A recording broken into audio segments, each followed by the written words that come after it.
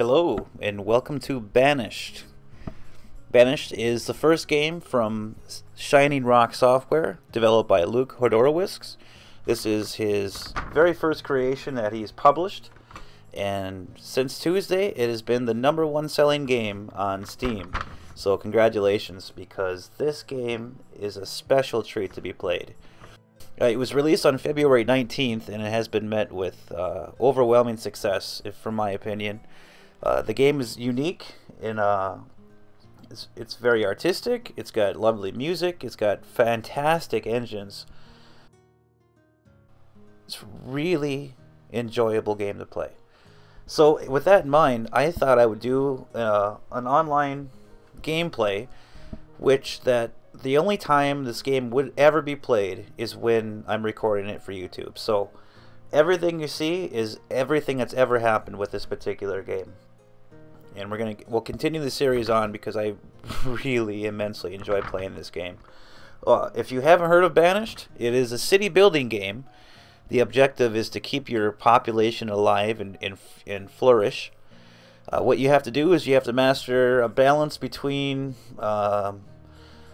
different professions, having enough people to sustain yourselves, providing enough food by using hunting, fishing, gathering, agriculture. As far as the future of the game goes, Banished is it's a solid game. It's not in beta. It's rock solid. Like, you can alt tab, come back into the game. It runs great. Haven't found any glitches. I have two different computers I run it with. This is my main system, and I've never had a problem. My other computer, 8 years old, it doesn't quite meet the requirements. It says that you're looking for a dual-core processor of 3 gigahertz plus 512 megabytes of RAM. The processor wasn't quite up to speed, but it ran the game. In fact, the only time I ever had trouble with it is with the computer that wasn't recommended to play it. It would lock up on a particle when I was following a guy or switching between different things. And even then, the autosave would capture what I did in the last couple minutes, and I could boot it back up. It's my only point is how solid it is. So basically, what we do is we start a new town. You start with nothing but a storage shed, and some basic materials, and then it's up to you to not only design your own city, but to be able to keep your people happy, clothed, fed, shelter, whatnot. So we're gonna go ahead and start a brand new game. We're not gonna call our town Hobsanto. No. Let's find a more pleasant name. Actually, I think there's one here in the notes.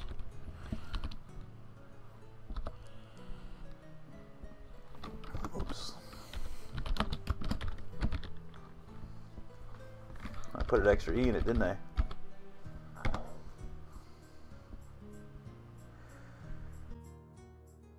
Do we want to mess with the map seed? No, let's just do random.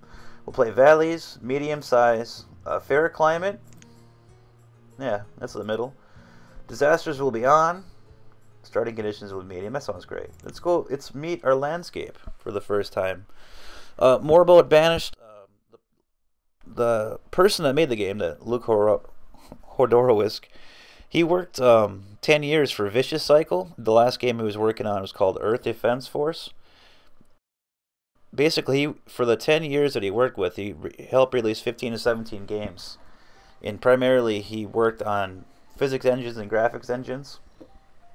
So this is his first release game since going solo.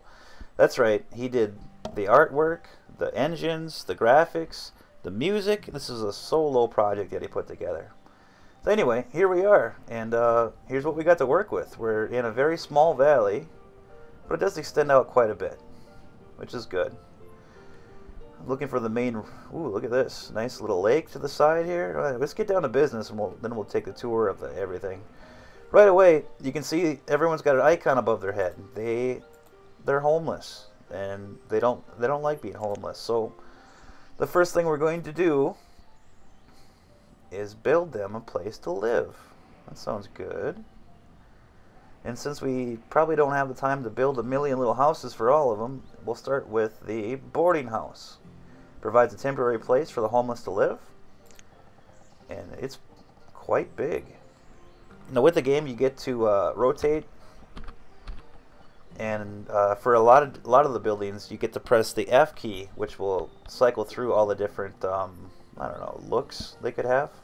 That's a good way to put it. Alright, I want to have the buildings a little bit away from the middle of town here, especially this building.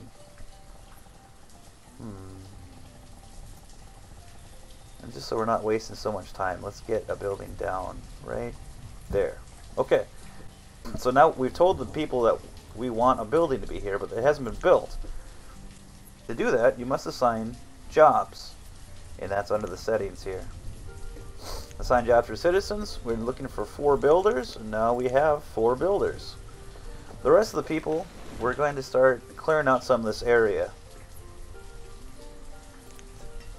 Go into the removal, and we're looking to harvest some trees right off the bat here. And we want an area to be able to build in, so that's pretty good right there. Now at the same time, there's more information. This will bring up our, what do they call it?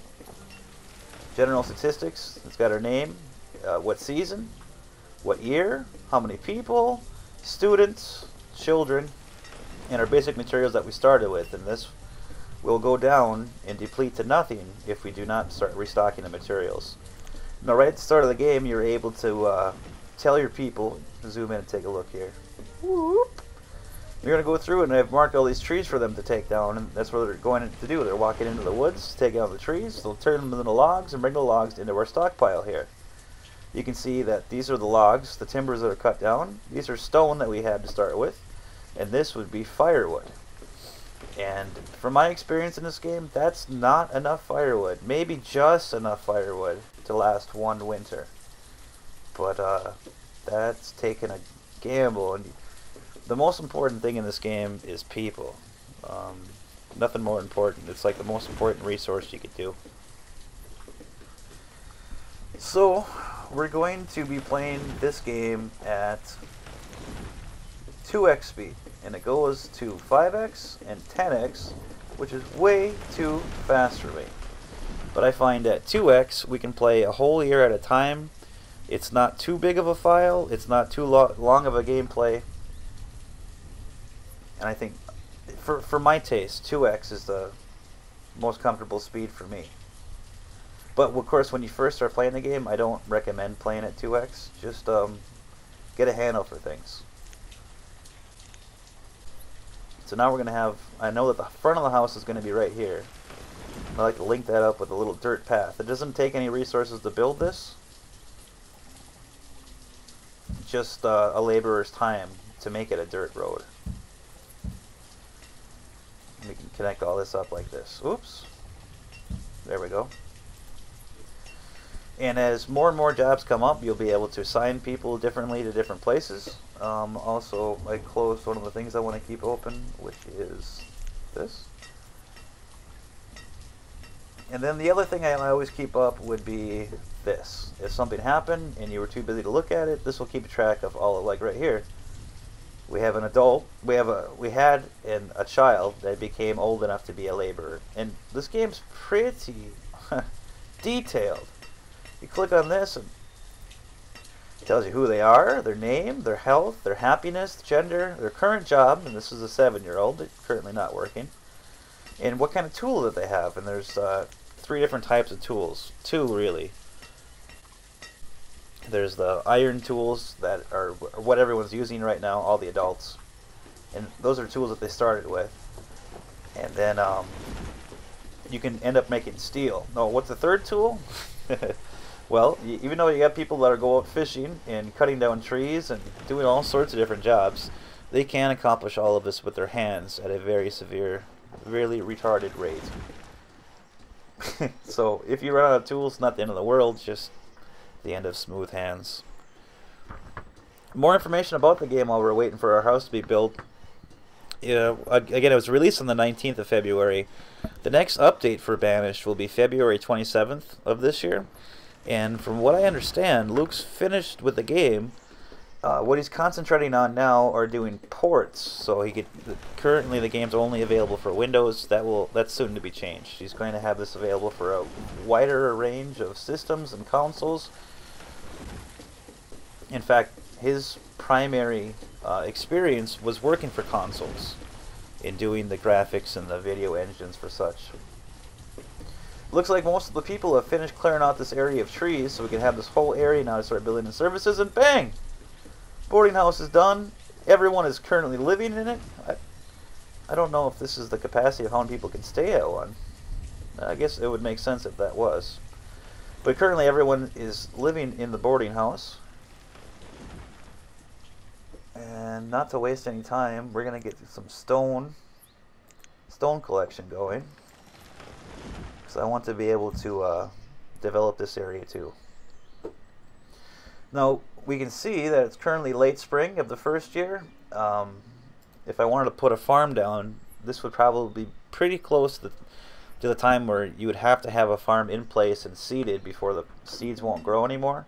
I'm going to go ahead and wait till next year to start my farms because I don't know where I want to put them. I don't want a big farm field in the middle of my town. But at the same time, there's no real penalty for having to remove a farm because you don't really need any resources to build it. You just need to level the ground, assign workers to it. But we do want to get food coming in right away. Right away. And to do that, we have the choices here for food options. There's the crop fields, and that's where you use the seeds that you currently have. Every town seems to start with 2 seeds. It seems to be random. There's also growing an orchard, which is great for a couple different things. It's a source of food, of course, but later in the game it also has places things can be used for. There's the pasture, which is a pretty stable and long-term renewable resource by breeding and cutting down livestock. There's the fish, which produce quite a lot of food, but this is really a creek. You're not going to catch a lot of fish, and the dock's not going to fit in here anyway. We need to get out to this main river here, or one of those lakes I was looking at before. So, given the circumstances of where we are, I think I'm going to recommend going with a gatherer right away.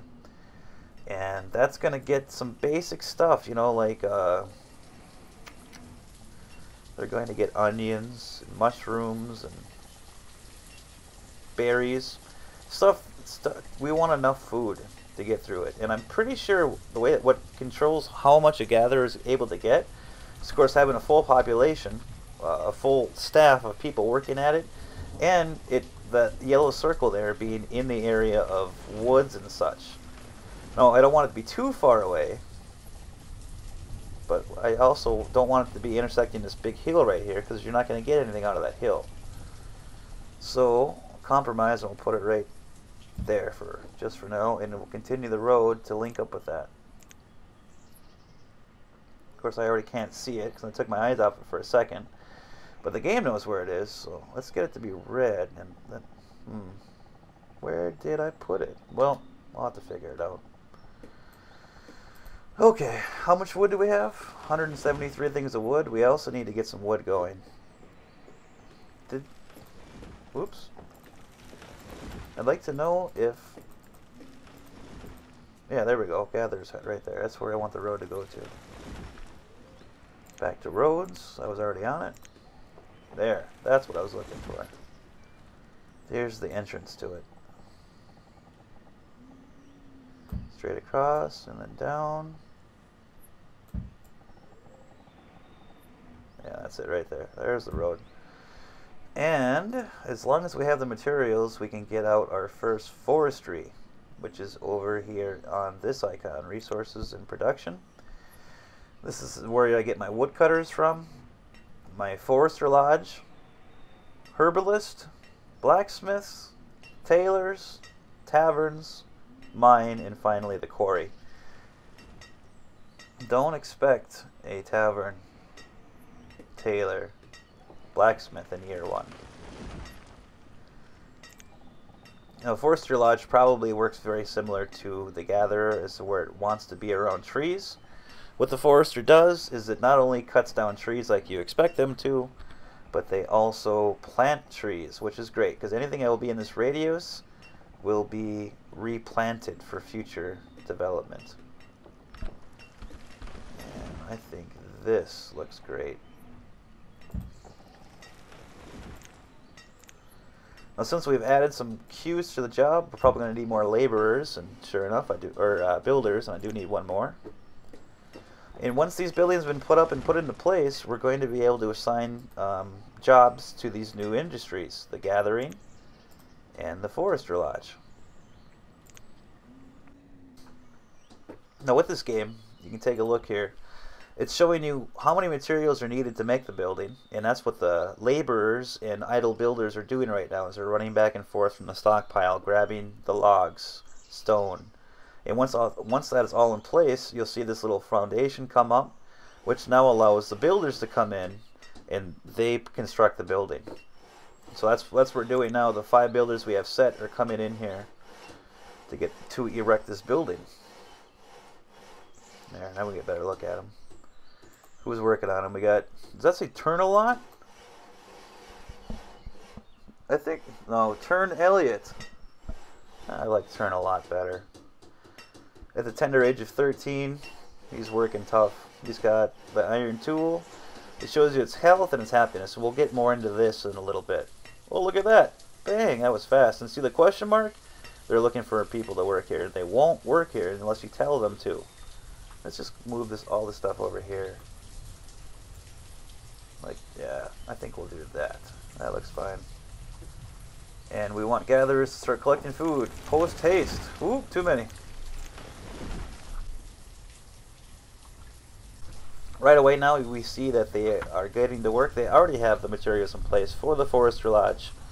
And so now we see Aurelius. She's finished bringing the materials over, and now the builders are going to work. You can see with that patented air saw technique, you can get walls to come out of nothing. And in fact, if you can take a hammer and swing it into midair, oh man, magical things can happen if you really believe. Okay, once this is done, oh look at that, we're at the new phase of the development. They got the foundations in, and like I said, the artwork for this game is very nice. It isn't just like a progress bar being filled up. It's showing you the steps going into it. And like I said, I think it's amazing that all of this was done by a single guy. He didn't have a graphics guy, an art guy, or an audio guy. He did it all by himself. Another interesting fact about this is that before making Banished, he had a different project that he spent quite a bit of time on. What are we doing? Forestry. There we go. Trying to think of 2 thoughts at once. Oh, we're out of laborers, but we're done building for now. Well, maybe, I think. Anyway, my point is that the reason that he left his regular employment, that's a weird way to say it, the reason that he struck out on his own and did his own work is he made an first-person, I think it's a first-person shooter RPG, zombie apocalypse kind of deal. And after doing that for the majority of the better part of a year, he decided that, you know what? There's too many of these games out there. I'm going to do something that's a little bit more unique. And you know what? When I try to compare this game to other games, there isn't any other game like this. This is not a clone of any other game. That's the right way to put it. Because Towns was a very, very interesting game, and it ran off of it's fundamentally the same idea, whereas where you want to, it's a city building game where you want to grow and take care of your population, but completely different mechanics. And then with how, if you compare the two games, this one is very artsy. It's very aesthetically pleasing. As to where Towns was a very interesting idea, and I enjoyed the game. It just wasn't like a break from reality. Like every time I turn this game on and go back to my town, I don't know, it's just a nice thing to focus on for a while, and it's very addictive. The first day I got this, I could not go to bed that day. Okay, so how are things shaping up? We now have a forester going into the forest, planting new trees, cutting down trees when they're in their prime. You can also set them to not cut trees or not plant trees, but I've never had a reason to do that yet. And then the gatherers are going out, and look at this. they've already found 104 onions, 104 mushrooms, berries, and roots. Nothing sustaining, but it is food that's being added right here. And we'd love to have about 500 food before the winter. How close to winter or late summer? Okay, so the next priority I would like to focus on will be back inside the resource production, and we want to get a woodcutter. Now the woodcutters don't need to be by the trees because they get the collected wood from the foresters. But you don't want to take up too much room that the forester uses. In fact, oh, that's the gather. Forester uses. Also, I'd like to use a lot of this area here for housing. So I think I'll set it down here against this little ridge that's hard to build against.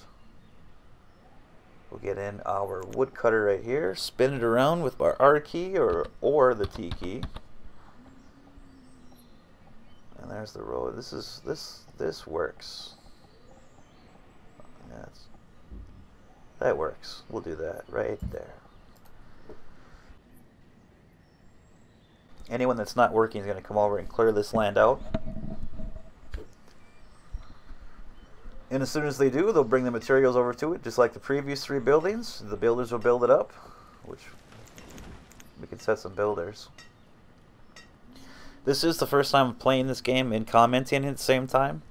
It's something I really enjoy doing, especially when I have a couple people that enjoy watching the videos I put together, and knowing that they get a kick out of the things that I get a kick out of is all the reason I need to continue doing it. But it does make me a little bit more scramble-brained, if that's a term. So if I'm not doing something right, it could be because I'm thinking about something at the wrong time. Also, Banished is available currently on Steam, as previously mentioned. Also, it's on GOG.com and the Humble Store. But if you really enjoy the game and you really want to make your dollars go the most, you can buy this directly from, I don't know if it's Banished.com, or I think it is. You can buy it directly from the site. And if you were to do that, it doesn't cost any extra. In fact, it's the same price today, buying it from either place. And you'll get a Steam code, an optional one, if you use Steam or want Steam. So it's just you have a choice where you're purchased from. That's all I want to say about that. Look at this! A child named Yandon was born. A child named Tristan Ford. Do we want to guess if that's a boy or a girl? Maybe we'll find him or her. Chlorine was born, and Lona.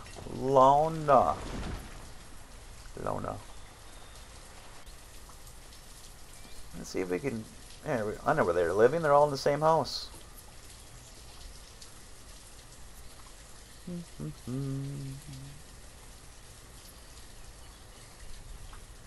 Where are you, Tristan? I must have went right over you and didn't see. Did I make this bigger? I don't think I can. It's a guy. You were right. You knew it. You knew it was a guy. Boy. Look at this. Woodcutter's almost done. Oh, things are shaping up pretty well. In fact, first time I played this game, I didn't know what I should do first. And tell you what, my people did not like my unpreparedness during winter time. What do you need for winter? Clothes, food, shelter. If you have those 3 things in place, you're going to be okay. If you don't have enough food, you're not going to be okay. Run out of firewood, not going to be okay. Speaking of not being okay, we are going to have to set up a graveyard. And I don't want to do it by the water because I'd like to keep that area available for fishing. So ultimately, we want a big area in a place that we're not going to be using much. Maybe the top part of this river here. Maybe we can cross the river and put it over here. Anyway, I don't plan on losing anyone on year 1. No accidents. Everyone here is going to be okay. Our lumberman is ready. Get a woodcutter on the job. Start getting so he's going to be cutting the firewood and bringing it back to here. So I'm thinking that a little tiny storage yard right next to this thing was going to speed up the process. To do that, we go into our storage, markets, and trade, and we want a stockpile. And stockpiles are used for, I don't know, non-edible, non-usable tools. This is where your materials would go. That's the way to do it. This to say it. Can I make it in line with the building? Okay. Can I go back a little? Ooh. How far back can I go? This far? You like? Oh. I don't want it to be too big. That's fine. So I'm going to be able to claim this rock, this tree, anything in the square. They will come out and clear that out, and then they'll have a little stockpile here, and hopefully it'll be used just for the wood and the chopping. And then when this is full, we'll have to bring it over to this yard. How are we doing? Autumn. We have some food, but not enough really. And if we have the materials, there's really nothing keeping us from making one more thing. One more thing to help us get through the winter would be a hunting cabin. And hunting cabins provide more than just food. With a hunting cabin, you're able to take the hides of the deer or other game. I think it might just be deer.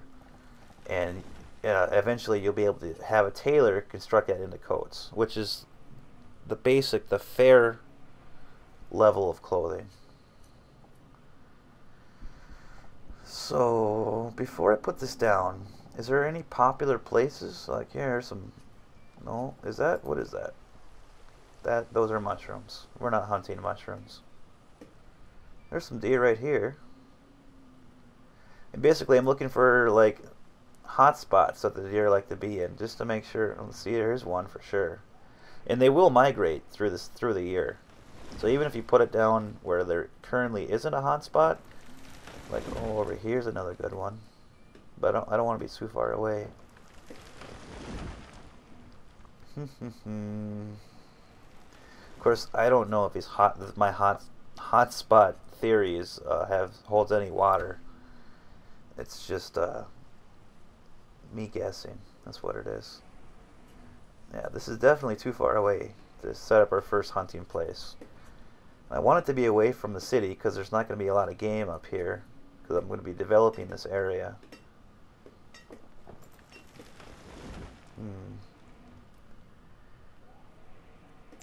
Well, anything we don't like, we can always change too. It doesn't take a lot to replace the buildings. But what I don't know yet is that if you tear a building down, do you get any credit back? Do you get credit? Do you get any materials back? That's interesting. That's something I'd like to know. I will know eventually. Or, you know, maybe you know. Maybe you are Luke and you created this game and you're like, hey, Surefire Northforce. Yes, you were correct. Or, no, but maybe it should be correct.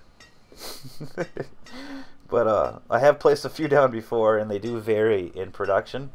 And at one point in time, I developed a lot of the area into housing that was near an existing hunting place, and its production went quite down. So there are some data I'm making my theories off of.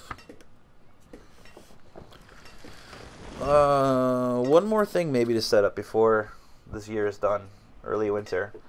We'd like to be able to take the roots that are being gathered by... Where are they? Here. The gatherers hut. They are getting roots, correct? Yeah, roots. These herbalists. Where are they? In here? Herbalists. They will gather herbs, and I believe that they'll use these roots that are stored. And when your people have minor problems, how do I explain that? When their hearts go down like this, they will go visit the herbalist. And when you first put down your first herbalist, every time they have a root and someone that's on staff and someone that comes visit them, they will cure one of your guys' people for up to half a heart. And that's because they're uneducated. We haven't had a school set up yet. Can I put it up here? No. Over here? Maybe. That's not a bad location, because then I could build a bridge eventually too, and I'll have access to up here. Yeah, this is not a terrible place to put it. It's not terrible. Not terrible. That's what we're We're not happy until we know it's not terrible. Build in the road to the herbalist. Get some builders back on.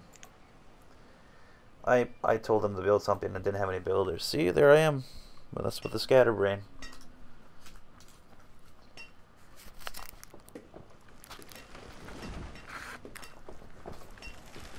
After Lana was born, we have 2 new children that have become adults. Both Verta and Esto have become laborers. And that's what happens. They grow into adults, they join your labor pool, and then they can be assigned to jobs at your discretion, and it can be changed. So let's say something were to happen where you don't have enough firewood. Let's get a better example. Let's say I have more than 10 jobs. Or let's say I had 4 different things up, I only have 10 people working.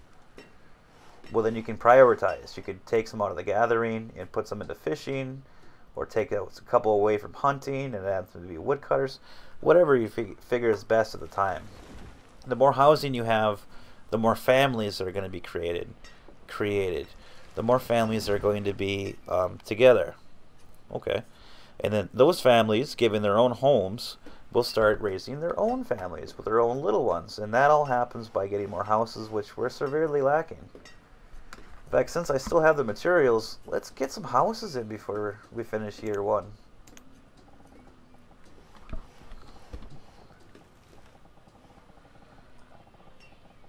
There we go. The road's already in.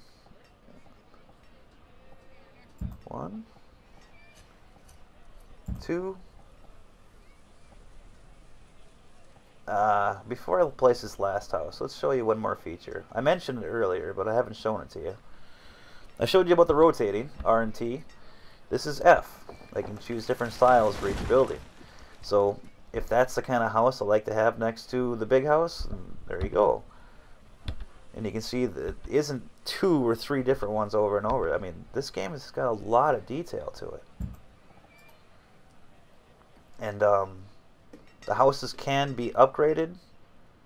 Ooh, hunting cabin is ready. We'll take out a worker and we'll get someone to start hunting until we can redistribute the workforce later. What I was going to say is that these houses that you're putting in, they're made out of wood,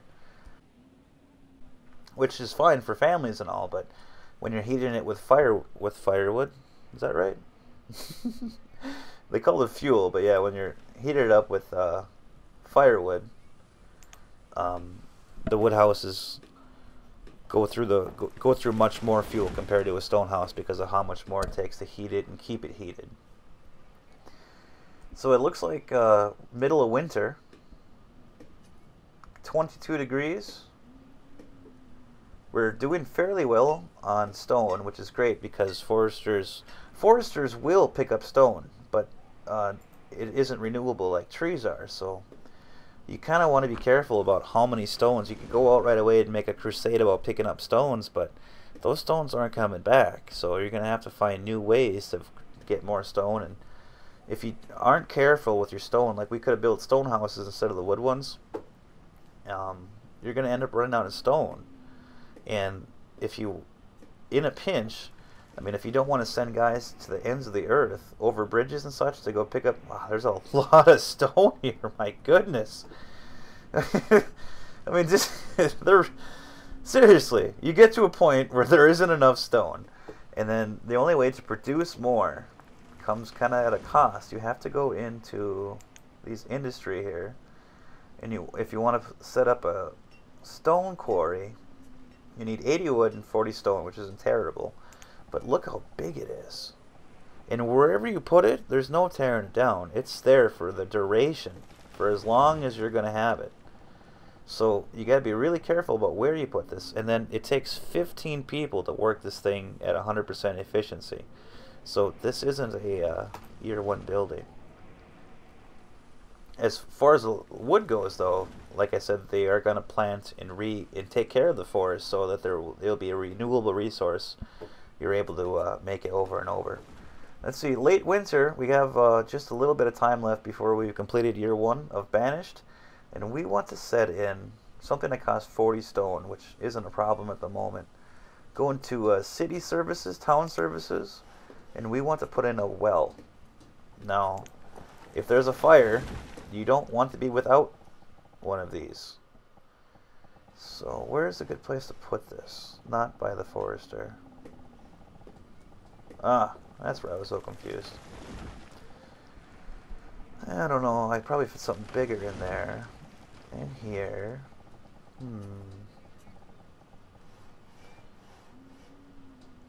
This will work. Man, we need a lot of builders. I've got too many projects going on at once. Let's pause this house. This will bring down our demand. And let's also pause this one for now.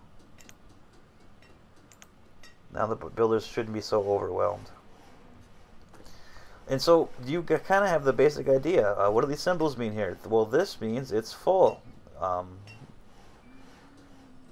Currently set to 200 units because this is our original storage space right here. And if it's higher than 200, you may end up with so much extra firewood that you won't be able to fit the logs or the stones that are being produced. So they have these limits here, and they're set by default to make it so not one resource is going to fill a yard.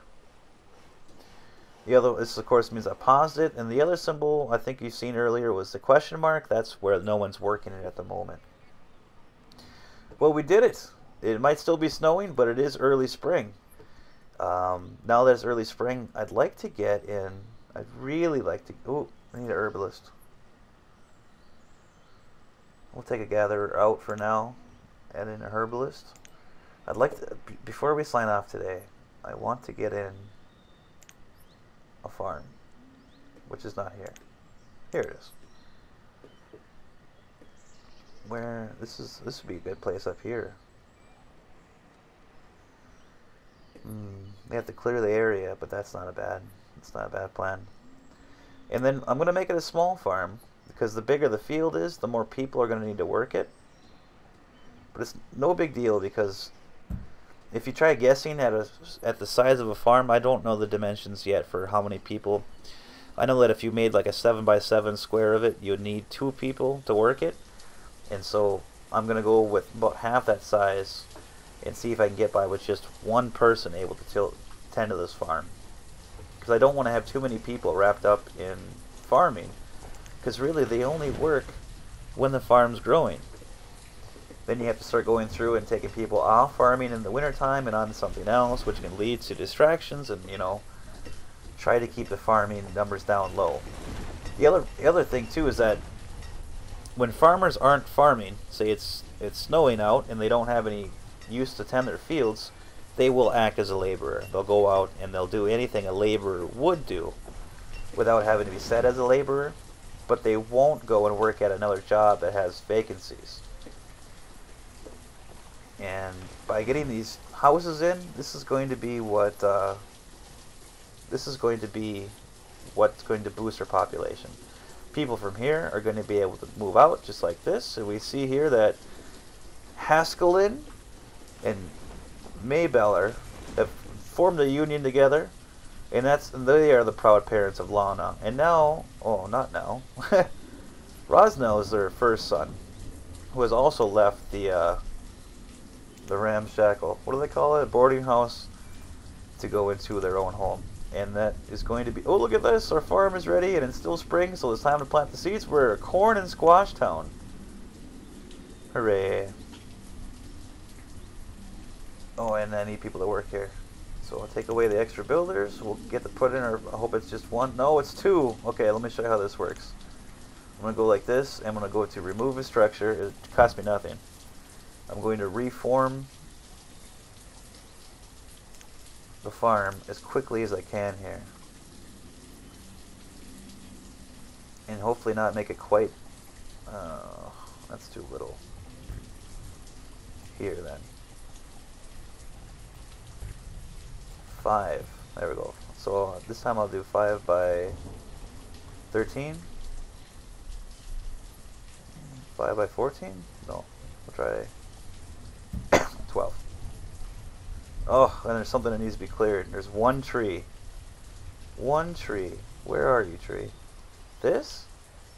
That's not going to interfere with the farm. Oh. It must be that one, though. Builders are still busy building. We have a lot of trees here still.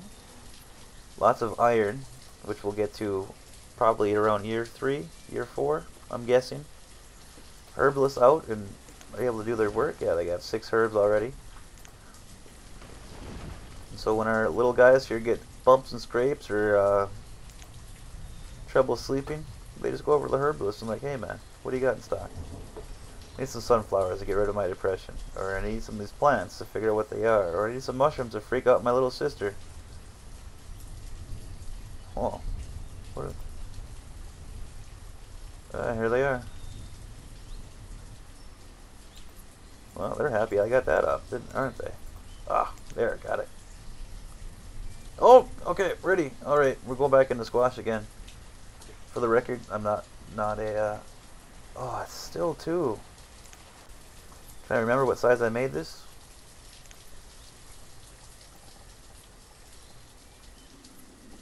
I made it 5 by 11 and it's still too big. I'm so picky about my farms. I'm not going to get any crops in the ground this year.